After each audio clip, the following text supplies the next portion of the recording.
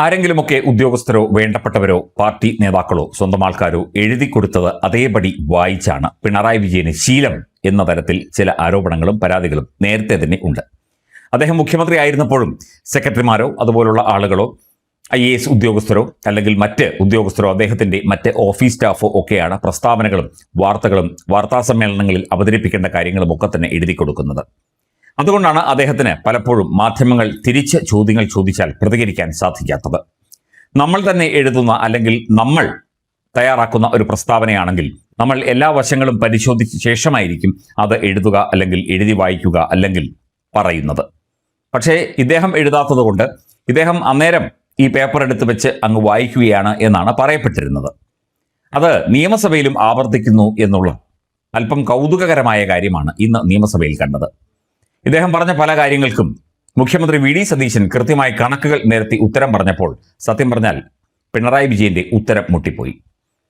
അതായത് 3 മണ്ഡലങ്ങളിൽ നേമം, കഴക്കൂട്ടം, ചാത്തന്നൂർ 3 മണ്ഡലങ്ങളിൽ UDF ആണ് BJPയെ ജയിക്കാൻ സഹായിച്ചത്. ഈ 3 മണ്ഡലങ്ങളിലും UDF മൂന്നാമതെത്തിയത് എങ്ങനെ?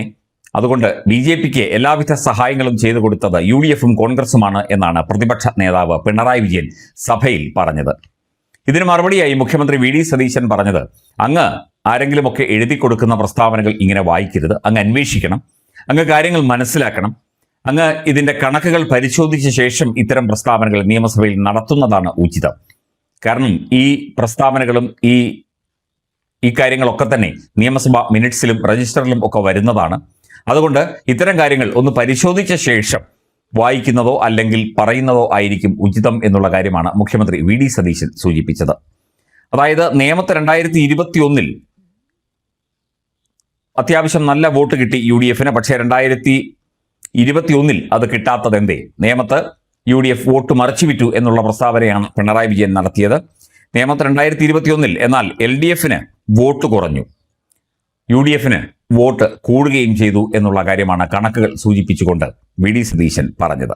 അതുപോലെ കഴക്കൂട്ടത്ത് 4000 വോട്ട് UDFന് കൂടി, എന്നാൽ 17,000-ലധികം വോട്ട് LDFന് കുറഞ്ഞു. അതുകൊണ്ട് ഒരു വെള്ളിത്താലത്തിൽ BJPക്ക് ഈ 3 സീറ്റുകളും LDFും CPMും ചേർന്ന് സമ്മാനിച്ചതാണ് എന്നുള്ള കാര്യമാണ് അല്ലെങ്കിൽ എന്നുള്ള ഒരു പ്രസ്താവനയാണ് മുഖ്യമന്ത്രി VD സതീശൻ നടത്തിയത്. ഡീലിനെ കുറിച്ചോ അല്ലെങ്കിൽ ഇത്തരത്തിലുള്ള ഇടപാടുകളെക്കുറിച്ചോ അല്ല, പക്ഷേ കാര്യങ്ങൾ മനസ്സിലാക്കിയും കൃത്യമായി കണക്കുകൾ ഉദ്ധരിച്ചും അത് പോയിന്റ് ബൈ പോയിന്റ് ഉൾക്കൊണ്ടുകൊണ്ടും വേണം ഇത്തരം പ്രസ്താവനകൾ നിയമസഭയിൽ നടത്താൻ എന്നുള്ള കാര്യമാണ് VD സതീശൻ പറഞ്ഞത്. ഡീലിനെ കുറിച്ച് അദ്ദേഹം കാര്യമായൊന്നും പറഞ്ഞില്ല. പക്ഷേ ഒരു സിൽവർ പ്ലേറ്റിലാക്കി BJPക്ക് ഈ 3 സീറ്റുകളും LDF CPM സമ്മാനിക്കുകയായിരുന്നു. ഗണ്യമായി വോട്ട് CPMന് കുറഞ്ഞിട്ടുണ്ട്, പക്ഷേ UDFന് വോട്ട് കൂടുകയാണ് ചെയ്യുന്നത്. രണ്ടുപേർക്കും വോട്ടുകളിൽ കുറവുണ്ടായിട്ടുണ്ട്. പക്ഷേ CPMന്റെ വോട്ടാണ് BJPയിലേക്ക് പോയത് എന്നുള്ള കാര്യമാണ് കണക്കുകൾ വ്യക്തമാക്കിക്കൊണ്ട് മുഖ്യമന്ത്രി VD സതീശൻ നിയമസഭയിൽ പറഞ്ഞത്. പിണറായി വിജയൻ സത്യം പറഞ്ഞാൽ VD സതീശന് മുന്നിൽ ഉത്തരം മുട്ടി നിൽക്കുകയായിരുന്നു, എന്ത് വേണം എന്നറിയാൻ വയ്യാതെ നിൽക്കുകയായിരുന്നു എന്നുള്ള കാഴ്ചയാണ് ഇന്ന് നിയമസഭയിൽ നിന്ന് കണ്ടത്.